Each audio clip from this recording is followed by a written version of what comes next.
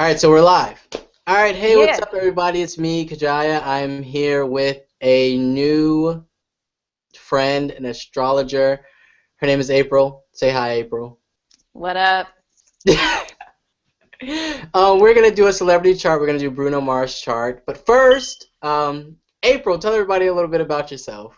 How long have you been into astrology? Into for like 20 years. Oh wait, did I give away my age? Oh my Well, God. you started when you Anyway, were one. yeah. I came out the womb into astrology, so Damn smart kid right there. I've been really studying obsessively for 5 years, and notice how I Googled when I said obsessively. So I really mean it. So it's your sun, moon, and rising sign. My sun is in Taurus, moon is in Pisces, and my rising is Scorpio, just like yours. It's quite a cocktail right there. Yeah. All right, so are you ready to get into this chart? We're doing Bruno Mars. Um, Yeah. yeah. So April's going to talk about his private life, his love life, his childhood. And I guess I'll chime in every now and again. And then I'll take his creative side, his public life. Fitting, the Taurus takes the personal life, and then Leo takes the public life. Are you Word. ready? Yeah. All right, go ahead. Okay. So, first off, he has the sun in Libra. So, Libra is all about style and grace. And but his sun is in the eighth house. So, the eighth house gives him that scorpionic feel to his personality. And is very prominent to see in the way he dresses. He wears like leather jackets and stuff. He wears sunglasses a lot. That's another like scorpionic person trait, is to always wear like shades and be like incognito. I mean incognito. Come on now, people. Really? Really? Really? Wow. Wow. Wow. Sorry, I meant incognito. Starting already. Starting already, huh? Yeah, but anyway, that's how the scorpionic superstars do it in their interviews. Hmm. And it makes him kind of a more of a private guy. I've noticed it in a lot of his interviews. He's got this Virgo energy too. Venus and Mars in Virgo, and the moon in the sixth house. So he's very like goofy, like he jokes around to get out of answering really personal questions, like straightforward answers. So that's a little bit about his personality. One thing I noticed about his early life is that how he got the name Bruno is his parents named him after this wrestler named Bruno San Martino. I think that's how you say it. And he was known for being like real big, like chubby dude. And so that's why they named him that when he was a baby, because he was really chubby. And I noticed that he had Jupiter transiting his first house and over his ascendant when he was a baby. And normally when people have that transit, they kind of expand, because Jupiter is expansive. So he was kind of, a little Biggie Smalls. Yeah. So that's something I noticed about early life and personality. Um, what else? Did you want to jump in before I keep rambling on? All right, well, I guess we can talk about wait, let me get my notes. Let me get my notes. All right, so he has a Pisces rising, and Oh yeah. that's one of the things I think helped. Those are one of the things I think helped him in his creative life and in his um, like fame and celebrity, because Pisces have that ability to really like mimic people and mimic things. So Mhm. he brings that element of familiarity with his music. Like I think he's like a modern age Prince. Like when I heard Uptown Funk, I was like, what's his name? The Time basically wanted their song back. Yes. Yes. It reminded me of the time. What's it? Morris Day. Yeah, I was like, Morris Jerome. Day just called. He wants his song back, dude. But I think he does a good job of like balance. Bleh, can I talk today? Of balancing like this is where Prince starts, but this is where he ends, and this is where Bruno Mars starts. Like he sort of mixes himself with other people, Mhm. During his performances, he dances like James Brown. He does the splits like Prince. He brings all of that to the table, but you can still see a piece of him in his performances. So I think that comes with his Pisces rising. Also, he has a moon in Leo, and in astrology, the moon is basically who you are when no one's looking. It's what you need to feel emotionally secure. So, that's one of the things I think pushed him into the spotlight. I think it balanced well with his Libra sun. It makes him very charming, diplomatic, creative. And he was a songwriter for a lot of people before he came into the spotlight. He could have had a very successful career just writing songs and just being anonymous, but I think that Leo Moon really pushed him out into the forefront and made him want to be noticed and want to stand out. Mm, like you said, he also has Venus in his seventh house, and Venus is in its own house, of course, the seventh house. But, when you're looking at a creative person's chart, or when I'm doing it, always want to look at where Venus is because, it's your passion, it's what you love. Venus is creativity, and it being in the seventh house is sort of, even though it's in Virgo, it's sort of on its home turf. So,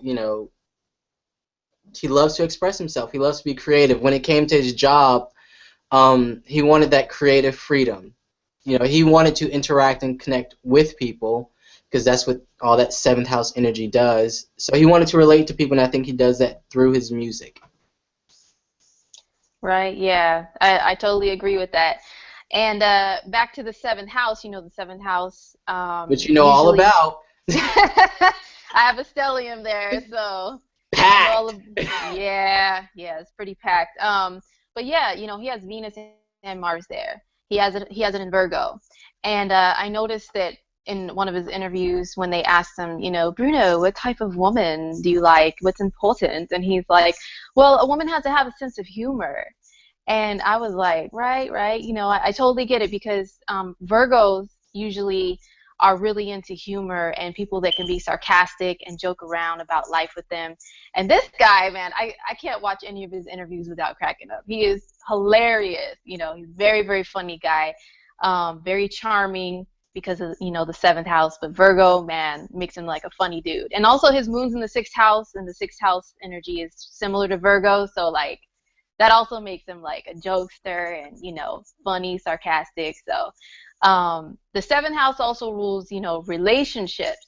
um, it's one of the houses that you can look at to look at relationships for people. And uh, I did notice, as far as relationships in this chart, I mean, I took a look at the fifth house, which rules like romantic, casual dating, the fourth house, and also the seventh and eighth houses. And I noticed with his dating history, with the women who he's dated and are actually like I know their birthdays and stuff. There is like similarities there.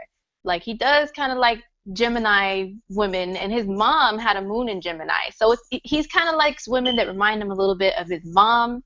I think the first chick that he dated, who's a dancer named Chanel. God, This you really did your research, didn't you?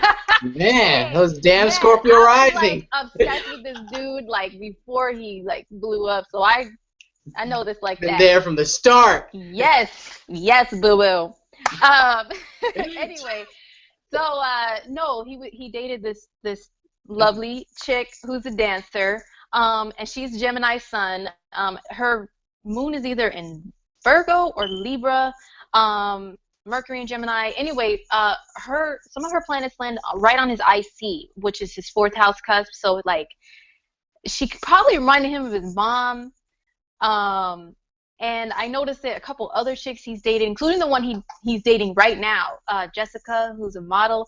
She has a Got very similar names, chart. jobs, everything. Man, I'm over here scared. Oh, sorry. You know what? And I know he's probably gonna hate us for this because he's a private dude. But hey, this is what we do. But anyway, she has a very similar chart as the first chick he dated. So he likes Gemini, Libra, Mercurian energy type women. mercurial type of women who can talk, have good conversation, joke around, and they have a little bit of Libra. Oh, and I noticed that Finger they have snap. She means business people. I noticed that they also have like their Jupiter conjunct his Pluto. And you know he's a scorpionic dude. So like they bring out his Plutonian side and he really digs that. So that's the type of women he goes for. I noticed there's patterns there. And I have some similar characteristics as him, except for Gemini stuff. I don't have that, so maybe I might have a shot one day. But You could. But yeah, that's just a little bit on his dating life. I'm not gonna dig too far because I don't want him to hate me for being nosy, but I know a lot. All right. All right, I'll talk about, he has a Sag midheaven in astrology. Your midheaven is the image you want to project.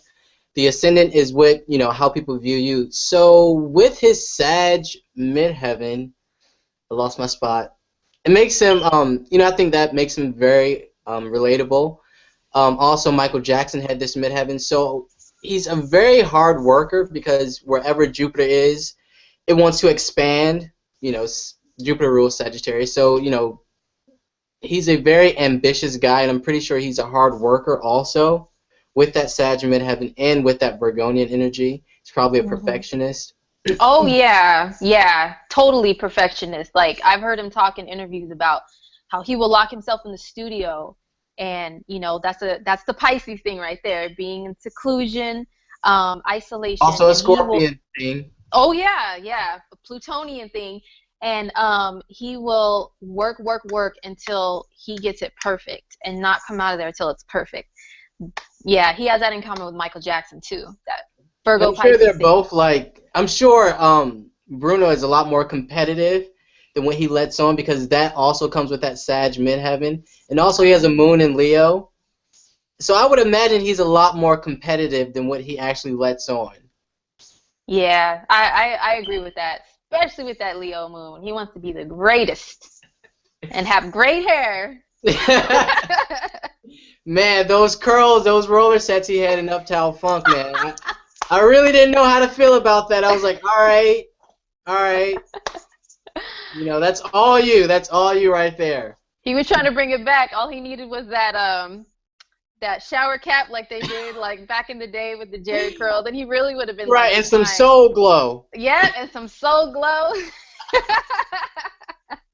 I could totally see him doing that. Right, He's a right. goof. He has Uranus conjunct his midheaven.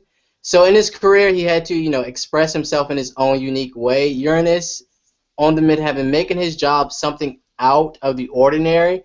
And you'll see a lot of famous people with Neptune or Uranus in prominent parts of their charts, because Uranus doesn't do normality. I'm trying to read and think at the same time. Being famous is really not a normal job. Yeah, true. And I think Uranus is really good for him because it makes him original, inventive, creative. It makes him look for a challenge. Is also great for an artist because it makes him want to, push harder with what he does, with his creativity, with his music, what he wants to say, and not continuously doing the same thing over and over. Like, I think that will give him a really impressive body of work. Also, that 8th house energy, I think that's one of the reasons he writes really good songs, because he really digs deep and then, makes that music that just gets you right here. And with that Venus and Mars and Virgo in the 7th house, all about love, love, love. I'll catch you made for you. Yeah, totally. And then plus, because he has Mercury in the 8th house, but it's in Libra, that's the relationship thing, the relationship themes in his songs that he writes about. And like F you, riding around town with the woman I love. That's my shit. But I can't cuss. Wait, can I? My channel, I can cuss. Yeah. Yeah, that's the jam right there. Yeah, he's like feeling vengeful, like, all right, I see you, okay. Right. Riding around with my shit, okay.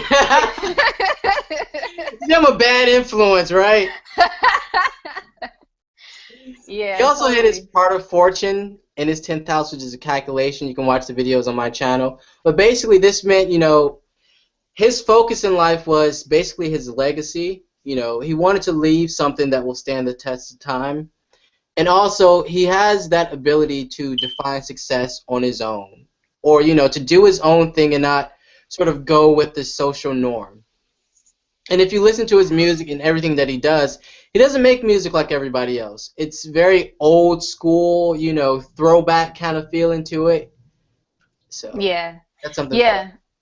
I noticed that too, and with that Uranian energy that he has very prominent, um, I noticed that he doesn't like to be fit into a box, with his music. Mhm. Um, that's why he likes to do different genres and like kind of shock people. And he also, I noticed that when people ask him about his nationality, he kind of will do the same thing, dodge the question a little bit. Yeah, Can't duck, what? Huh? duck and dodge answering because I think I don't think he's ashamed of anything. I think it's just that he doesn't want to let his ethnicity define him. He doesn't want to be put in any categories like, oh, you do black music, or why don't you do Latino music? Why don't you do Filipino music? Whatever that may be. Um, why don't you fit into these categories? Like, he doesn't want to be fit into a category. He wants to be like, hey, I'm gonna do what I do. I'm Bruno Mars, all right. Yeah, and that's it. That's all you need to know. Next question.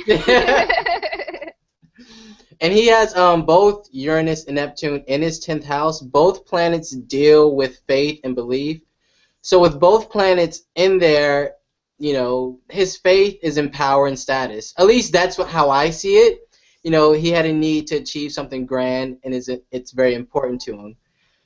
In this day and age, when you think of power and status, you think of fame, or you think of being a celebrity, or you don't think of, well, being a banker. Hell Times no. so faith, belief, Uranus and Neptune on the midheaven, so fame. So that's what I Yeah. got. Yeah. No, I totally agree with your conclusions and your research. Thank you. It's not as good as yours, psycho. Oh, hey, Psycho, Scorpio, same thing. Right. Sorry. My bad. We I dig should know. deep. Yeah, you should know. I noticed another thing. As far as transits, I look at transits to look at major life events that have happened in people's lives. Um, I noticed that, and I know he doesn't like to bring this up either, but whatever. He got arrested for cocaine possession. It was in 2010, I believe. And I looked at the transits. Oh, yeah, it was September 19th, 2010, okay? Gosh, you right to the damn day. You got the time of the arrest. Yes, I do. It was Gosh, like shit now. 1 something a.m. in Las Vegas. Anyway, so I noticed the transits that night. Venus and Mars were both in his 8th house, and they were conjunct Pluto. He also had Neptune in his 12th house, very close to the ascendant. So for somebody to have Neptune close to their ascendant, Neptune is all about escapism, and unfortunately, when people have Neptune transits, especially to their first house, they might be prone to escapism through drugs or alcohol or other means. And he had that going on that night. That type of energy was with him. And also the Venus and Mars conjunct Pluto, you know, Pluto rules the underworld. He was just being naughty that night. So, he just was in a That was naughty just the night you mood. fucked up and got caught, all right? Just not that night. Just the night you Yeah. got caught. He was just like, hey, F it. I just feel like, just doing something crazy. So I'm just going to do it. And he did something that's from the dark side, the Plutonian side and Neptunian side, which is drugs. So that was really unfortunate. I hope he's learned from it because Neptune is still in his first house. So he could be very sensitive to drug and alcohol usage at this time too. But from what I've seen in the media so far, he's been pretty straight laced, keeping busy working, keeping that Virgo energy going, and just working hard, which is really good. Another thing I noticed, which is very tragic, is his mom passed away in 2013, and he has Chiron in the 4th house, and it's conjunct his IC, which is the 4th house cusp rules like home and family life. So I don't know what his early childhood. I mean, we do know what it was like. He was a performer. He was in the spotlight from a young age. He might have kind of suffered a blow because Chiron is the wounded healer. So it shows where you've been wounded and hurt in your life, but you've grown from it later on, and later on you've healed from it, and you can help heal other people from it. Well, he has it in his fourth house, conjunct his fourth house cusp. So he might have suffered some kind of trauma in his early childhood that we don't know about because he's a private dude. But his mom passed away like right when the sun was conjunct Chiron, which is very I don't want to say ironic because the timing of life, astrology tells all, but it's very sad. But that can kind of show you how events are mapped out in your life through astrology. But yeah, that's just something that I noticed that happened in transits in his life. So Also, his moon is in the sixth house. Of course, the sixth house is the house of hidden enemies and conflicts and disease. So his moon there also shows maybe a difficult relationship with his mother. Also, his sun being in the eighth house with Mercury and Pluto, a full house in the eighth house. If that made any sense. But yeah, so definitely see like a traumatic childhood or a childhood with many ups and downs and problems. Because like you said, he only talks about the performance part of his childhood. He really doesn't go deep into, well, I don't know because I haven't watched his interviews. But you have, does he talk about his mom, his dad, his sisters, and just a normal day, or does he just mostly focus on, on the surface level performance stuff? Because that's all I've heard. He did Elvis impersonations. Yeah, whenever he talks about his family and his early childhood and being a performer at a young age, he says he wouldn't trade it for anything in the world. And being in a band with other family members and things like that, he said he enjoyed being on stage. He felt comfortable. He felt alive. But there could have been something going on that he doesn't speak about because he's a private guy. Like with maybe his dad or somebody might have pushed him a little bit to be in the spotlight or to do. Go ahead. It's all right. To do the Elvis thing and the Michael Jackson impersonation thing. He doesn't incorporate any of that stuff in his current shows. Right. So I think he appreciates having that opportunity as a young child, but he wants to leave that part behind him for some reason. So maybe it might have been painful in some kind of way. Maybe they were kind of controlling with it or really pushed him to be out there. And he didn't like doing some of the stuff. Who knows, because he's private. But I kind of pick up on that a little bit, And also, his chart shows there could have been some difficulty with relationship with the parents.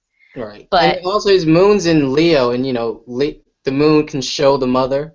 So sometimes people with Leo moons, their mother could be narcissist or even stage moms.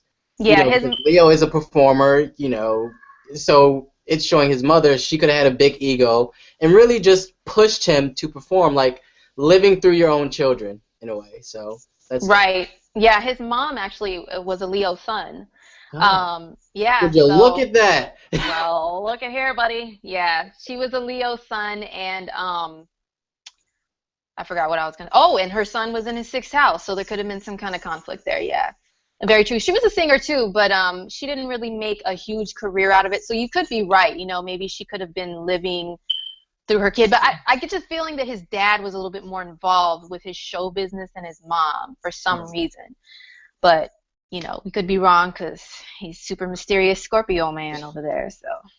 But also I found like it interesting because he is an artist and he has all those planets in the eighth house, and that deals with other people money and taxes and things. And for those of you that don't know how a contract works, basically it's someone else's money and you're put in debt until you sell enough records to pay it all back.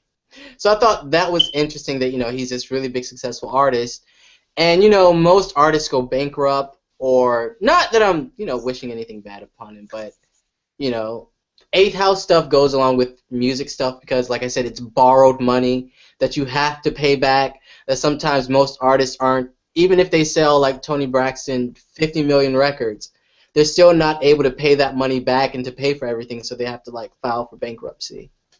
So. Ooh-wee, yeah, I'm not in the music industry, so I didn't know that part, but. Oh, it's a real bitch. I bet. Yep. Like it's crazy. It's crazy. Yeah. Well, I know that he started out. I know he mentioned a lot of times being broke for a while when he was a struggling artist, writing songs for other people, giving those hits away to people, and they made money They off of were them. raping for a minute. Probably, yeah, probably. Because I did see an interview. Yes, I obsessively watched an interview. I did see an interview where they tried to pry into that, ask him, well, how much money did you make off of some of these songs? Did they buy the songs off of you? Like, how does this work? And of course, typical Bruno fashion, joked around and got around directly answering it. So, who knows? You're probably right about that. It's like, all right, you write me this song, you're not gonna get paid for it, but you'll get your foot in the door. Yeah. That's basically how it works. Give away this in order to get in, and then maybe you can work your way up. So, yeah, Yeah, interesting, interesting. Anything else? You got that's any all I other notes or got. anything? That's all you got, All I man. I got. really feel like an obsessive weirdo now with all these Hey, take dates it and away. I'll just times. sit back and relax. There you go. It's all you. All right. You know what's crazy? I got like 8 pairs of black shades, all the same. It's bad. It's bad. It's real bad. Hello, Scorpio. It's bad. Yeah, I know. I used to have a collection of them too. I don't remember what state you're in, but over here on the West Coast. All right, look, don't Oh, start now. my Won't be nothing. All retarded right, turn W's. down. We wear a lot of lokes. So I used to have a collection of lokes back in the day with like old English on the side back in my G'd up days. Yeah, man, I was a total Scorpio riding around in my black car with tinted Damn chola. windows with my I wanna be Did you have the with fake my black eyebrows gloves. though? What's that? Did you have the eyebrows? Oh no, honey, I had my own eyebrows. I just filled them in. Okay, no Sharpies. No Sharpies over here. All right. But yeah, no, I was a total Scorpio rising with my like hardcore Brother Lynch music bumping right in my black car, the Lokes. Yeah, that's a Scorpio thing. But yeah, back to Bruno Mars. He wears a lot of Lokes too. He's from LA right now, so he knows what's up. So I guess this is Anything the else? part where we sign off now. Yeah, it's been fun. It's been fun. My first video here. You guys got to check her out on her channel, which will be up next week. Yes. Right. Post a link. I will. Well, you're gonna have to send me the link. Oh yeah, I'll send it to you, and then you can post it. Yeah, we'll do that first. All right. Well, thank you everyone for watching. Have a great day. Thank you for joining me. Bye.